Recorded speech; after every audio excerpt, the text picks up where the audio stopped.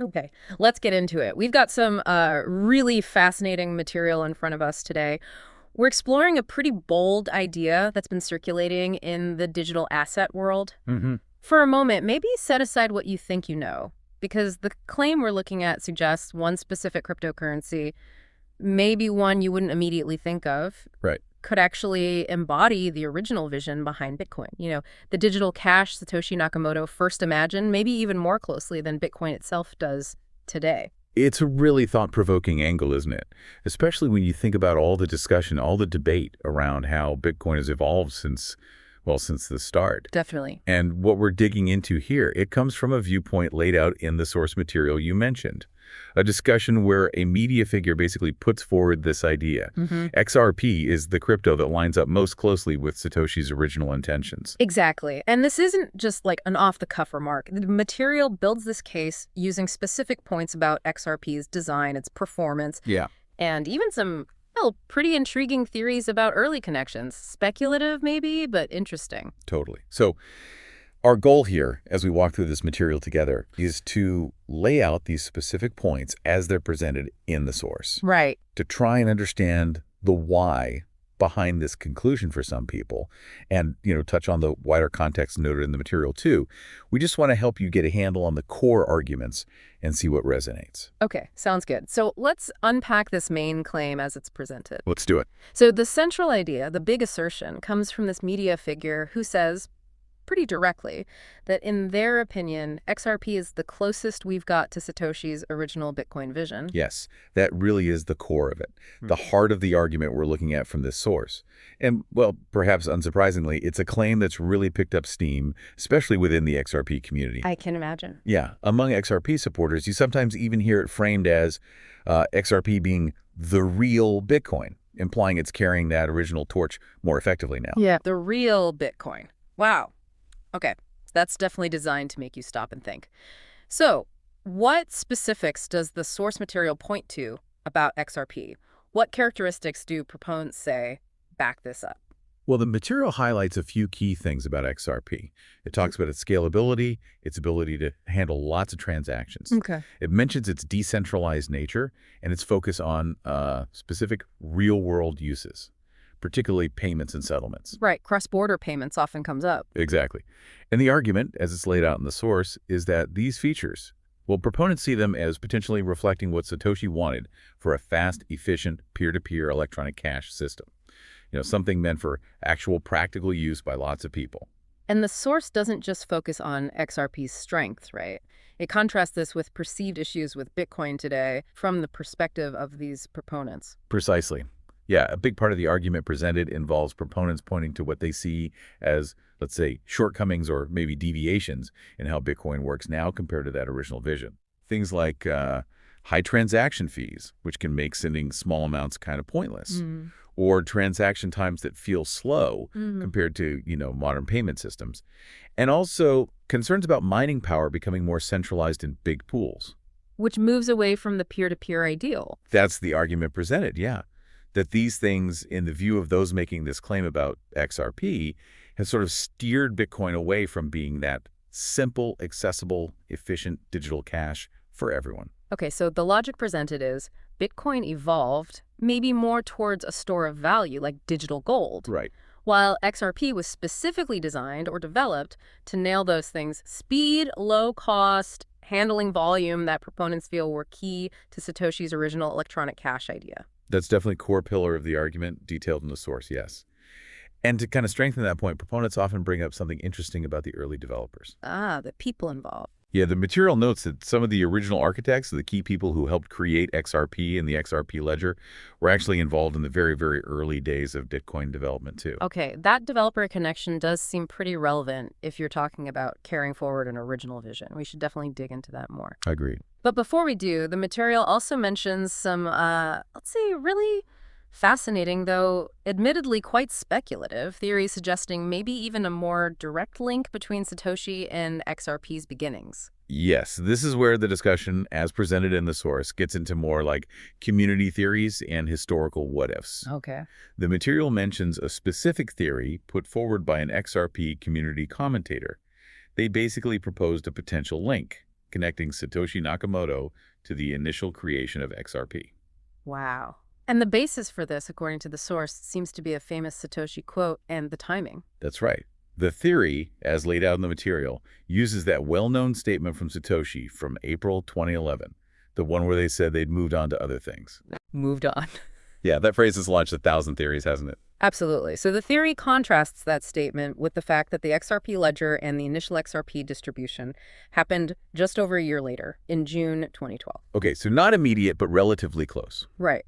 And the speculative idea floated is that this timing might be significant. Could Satoshi's other things have involved, maybe contributing to, or perhaps even kicking off, the work that led to XRP? So the sequence Satoshi steps back, XRP emerges a year later, is seen by some proponents as potentially more than just random chance. That's exactly how this particular theory is framed in the source material. It's viewed by some in that community as a potential clue, a possible link, even though it's acknowledged as highly speculative. Right. It's presented less as hard evidence and more as, an intriguing point of overlap for those already inclined to see XRP in this light. Okay, interesting. Stepping back from the more out there historical theories for a second, let's talk about practical stuff. Performance. The source uses a really striking analogy to describe XRP's capabilities compared to others. Ah, yes, that analogy from the media figure. Pretty memorable, yeah. Good way to illustrate their point about speed and utility. Can you break that down for us? How does it go? Sure. So the analogy compares Bitcoin to an old-school landline phone. Okay, reliable but clunky. Pretty much. Foundational, proven, but slow, maybe a bit cumbersome for quick, frequent chats or, small transactions. Then Ethereum is likened to a cell phone. A step up. Definitely. More capable, more versatile, supports apps and stuff, but sometimes, you get dropped calls, network gets jammed, costs can fluctuate, especially when everyone's trying to use it at once. Makes sense. And where does XRP fit in this picture? According to this analogy in the source, XRP is positioned as being like Starlink, the satellite internet thing, aiming for high-speed, low-latency global access. exactly that. The comparison suggests XRP is like modern infrastructure, built for speed, high volume, operating with minimal friction or delay, designed for fast, global value movement. And the source backs this up with actual performance numbers, right? It's not just the analogy. Oh, absolutely. To support that Starlink comparison, the material points to XRP's ability to process transactions really quickly, typically, they say, in about 3 to 5 seconds. Well, it's fast. And crucially, the transaction fees are usually tiny, like less than a cent. Yeah. Under 0 and 1 most of the time. Right.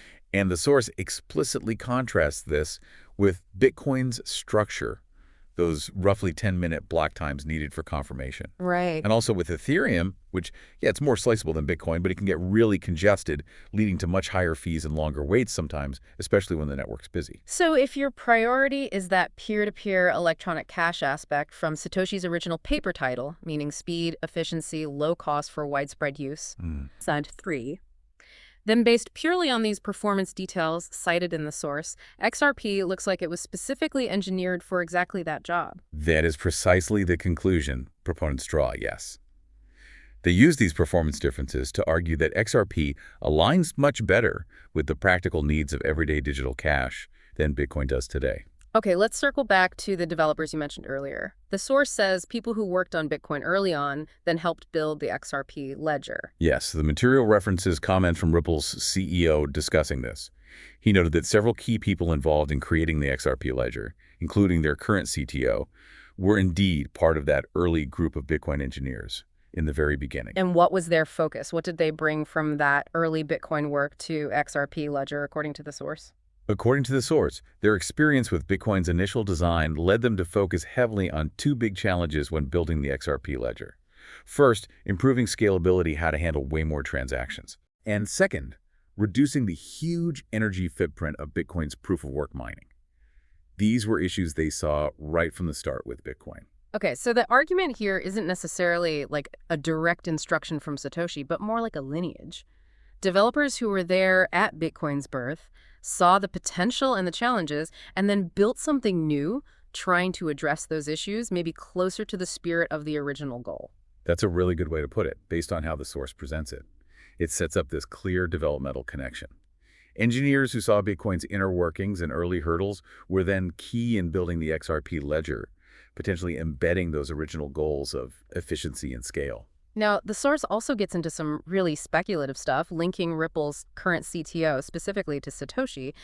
Can you touch on those theories, making sure we stress, like the source does, that this is community speculation? Absolutely, yeah. Vital to repeat. These are presented in the material as theories, discussion points in some circles, not proven facts. Got it. So, the source mentions speculation connecting the Ripple CTO to Satoshi. Part of it is based on him apparently sharing a pre-release version of Bitcoin's code way back when. Okay. And there's a timing connection there, too. Yes, the theory, as the source describes it, notes he reportedly shared this code around his birthday. And the kind of intriguing part for those who follow this theory is that his birthday apparently coincides with the date some people speculate might be Satoshi's own birthday. Based on what? Based on like domain registration data or forum profile details associated with Bitcoin's early online footprint. Again, speculative. Another timing coincidence that some find meaningful. Right. And the source also mentions the CTO himself has addressed this publicly, but, clearly in a joking way. How so? He's reportedly quipped about it, saying something like, he's more likely to be Satoshi Nakamoto than Craig Wright is. Ah, referencing the guy who's famously claimed to be Satoshi but hasn't proven it? Exactly. Yeah. So the source presents that as obviously intended humorously, kind of poking fun at the whole thing, rather than any serious claim. Understood. So these bits, the code sharing, the birthday overlap, the CTO's jokes, the material presents them as just part of the ongoing community chatter and speculation.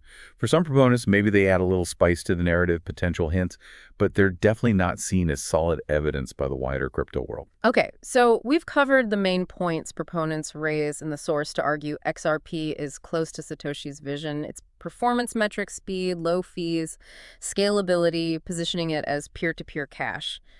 That Starlink analogy illustrating its potential, and these different threads about developers, from direct historical links to much more speculative theories about Satoshi connections. And we've noted these arguments really resonate with XRP supporters, but what does the source say about how the rest of the crypto community views these claims? Is this idea widely accepted outside that circle? Yeah, the source is clear on this. It explicitly includes that important counterpoint. It states that the broader crypto community, generally speaking, remains pretty skeptical, if not, outright dismissive of any proven direct link between Satoshi and XRP's creation or core vision. So while XRT fans might look at this collection of points, the performance, the developer history, the timing stuff, and see compelling evidence that their asset is uniquely tied to Satoshi's original concept. For the wider community, as the source describes it, these connections, especially the really speculative Satoshi ones, are mostly seen as, well, coincidence or unproven theories, maybe wishful thinking driven by enthusiasm. Right. They generally don't view these points as building a credible bridge back to Satoshi's specific intentions for Bitcoin itself. That really throws into relief how the same information, the same history, the same tech specs can be interpreted so differently depending on your starting point, doesn't it? Absolutely. For the proponents, as the source indicates, these arguments reinforce their belief, giving them more reason to think they're holding something that builds on, or maybe even better fulfills, parts of Satoshi's original idea compared to Bitcoin today.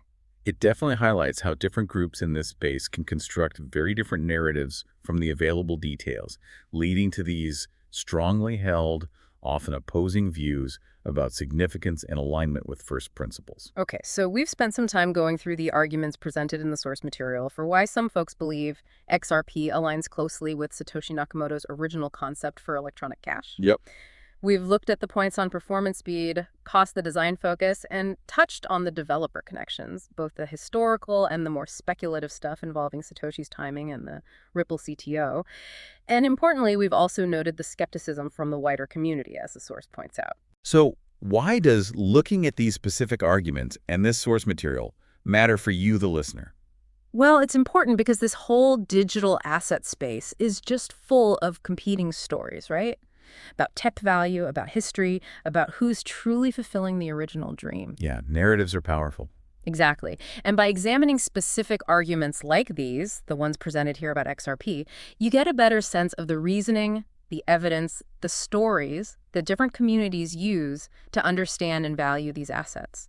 It just helps you critically evaluate the claims you come across. It really does. It gives you a framework to kind of dissect the claims and counterclaims flying around. Yeah. So Based only on the specific points and arguments we've talked through from the source material today, the focus on peer-to-peer cash, the stated need for scale, speed, super low fees.